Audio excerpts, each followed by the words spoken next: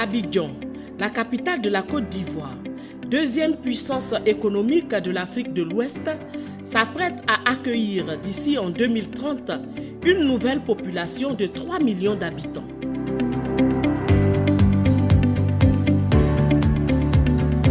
Les autorités ivoiriennes ont initié, après l'adoption d'un schéma directeur du Grand Abidjan en mars 2016, dans le cadre d'un partenariat privé-public, le développement urbain de l'axe Abidjan-Anyama d'une contenance de 14 000 hectares repartis sur 2 sites distincts. Pour garantir toutes les commodités à ces 3 millions d'habitants, les autorités ivoiriennes ont coopté la Société de la promotion de l'habitat, des infrastructures et de l'aménagement SOFIA pour réaliser les travaux du tracé et d'ouverture de voies en bitume, d'adduction d'eau, d'adduction de courant et d'assainissement. Cette initiative de développement de pôle urbain a pris le nom d'Akwaba City, qui se présente comme un appendice de la ville d'Abidjan. Ce projet Akwaba City est un projet très important.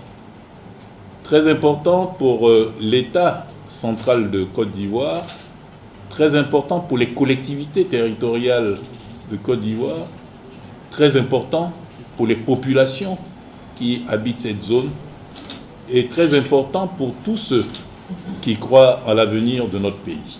On doit naître dans sa commune, on doit y vivre et on doit pouvoir y mourir et être enterré. Cela suppose donc une maternité, un jardin d'enfants, une école primaire, un collège, un lycée, une université, un pôle économique, de quoi se soigner, de quoi avoir des activités sportives, de quoi aller prier, des lieux de culte en fonction des grandes religions que nous avons, des lieux de loisirs, de divertissement. Et c'est ce qui va permettre à la Côte d'Ivoire, comme toujours, d'être le pionnier, d'être l'initiateur, de pouvoir dire dans la sous-région et sur le continent africain, voilà comment l'Afrique de demain, parce que aujourd'hui c'est 50% de la population du continent qui vit dans les villes et 50% autres en milieu rural. Mais à l'horizon 2030, c'est 60% de la population qui va se retrouver en ville. Mais pas dans des bidonvilles, pas dans des quartiers précaires, mais dans des villes réfléchies, des villes pensées. Nous avons un contrat, une concession avec l'État de Côte d'Ivoire pour réaliser une ville nouvelle. Nous voyons dans ce projet de ville nouvelle un projet plutôt économique que foncier. Alors si c'est un projet économique, c'est bien sûr des investisseurs dont on a besoin. Nous avons pu obtenir de l'État de Côte d'Ivoire depuis les années 2000 des réservations d'espace foncier sur l'axe Abidjan-Anyama, et cela se justifie par le fait que le modèle de développement du tissu urbain depuis bientôt 40 ans, ce modèle-là ne correspond plus à la réalité économique et à la démographie et à l'environnement économique. Donc le ministère a bien voulu nous faire confiance pour nous accorder une concession sur laquelle nous nous appuyons pour réaliser une ville nouvelle.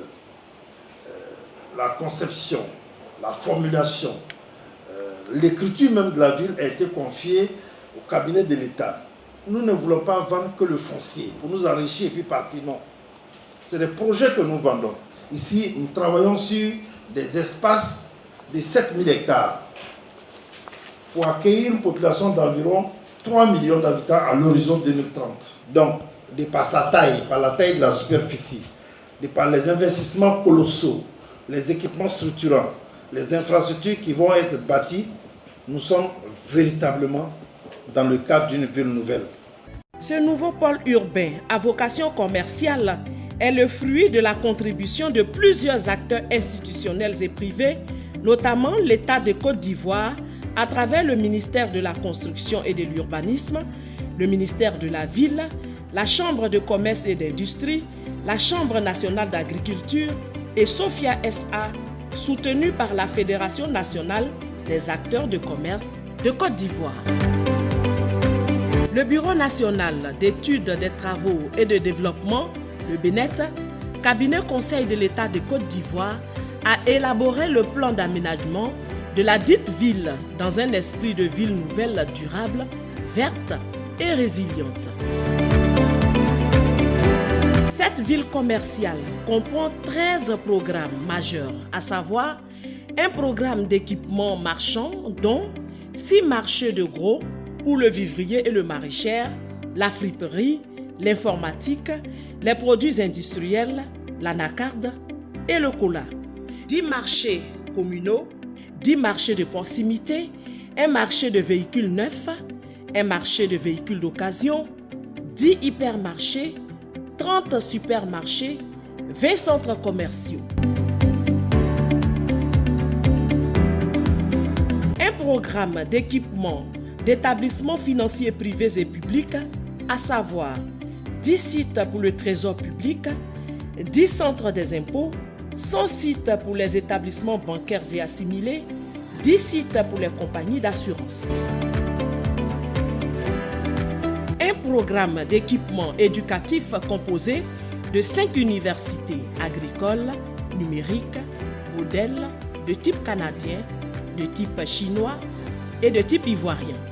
20 grandes écoles d'enseignement technique, 2 écoles de sport, 30 lycées, 500 écoles primaires. Un programme d'installation de concessionnaires comprenant 200 sites d'une contenance globale de 200 hectares ont été réservés aux concessionnaires pour le développement de leurs activités, notamment la CIE, la SODECI, SNEDAI, Orange, MTN, Move, SICTA, etc.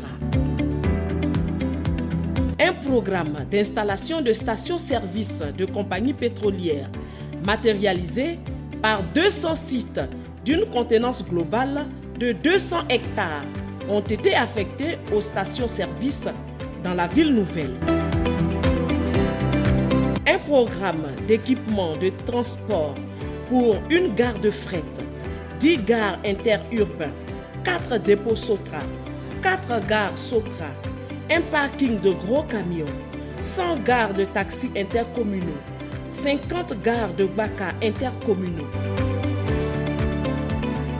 Un programme d'équipement de sécurité relatif à 500 hectares réservés à l'armée, à la gendarmerie, à la police, aux sapeurs-pompiers et assimilés. Un programme d'équipement sanitaire pour 4 CHU, 10 hôpitaux et centres de santé et 40 cliniques. Un programme d'équipement spécifique concernant 2 palais de la culture, 8 villages artisanaux, 3 abattoirs, 4 instituts religieux, 40 lieux de culte, 2 cimetières, 3 chambres mortuaires et 2 centres de traitement de déchets. Un programme immobilier dont 1000 hectares ont été affectés à plusieurs projets immobiliers de divers standings. L'État de Côte d'Ivoire, pour encourager les investisseurs locaux et internationaux, s'est présenté lui-même comme le premier investisseur. Ainsi, plusieurs projets ont été initiés pour la ville nouvelle, notamment le programme de réalisation du métro d'Abidjan, dont la première pierre a été posée par les présidents français et ivoiriens le 30 novembre 2017.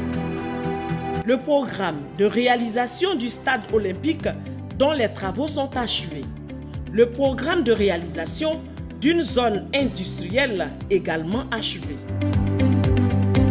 Plusieurs autres opérateurs économiques ont manifesté un intérêt réel pour la ville nouvelle.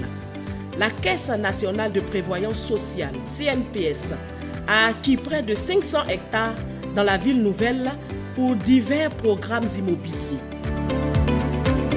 Le mouvement des instituteurs pour la défense de leurs droits, MIDD, a acquis près de 100 hectares pour un projet immobilier. Rama, une société de transit, a acquis 50 hectares pour un projet immobilier. Serenity, une compagnie d'assurance ivoirienne et plusieurs particuliers ont déjà acquis plus de 300 hectares. La société LC Construction, après acquisition de près de 200 hectares, a entamé les travaux de viabilisation du site 1 pour un coût global de 300 milliards de francs CFA. La ville nouvelle reste donc une opportunité pour les investisseurs locaux et étrangers.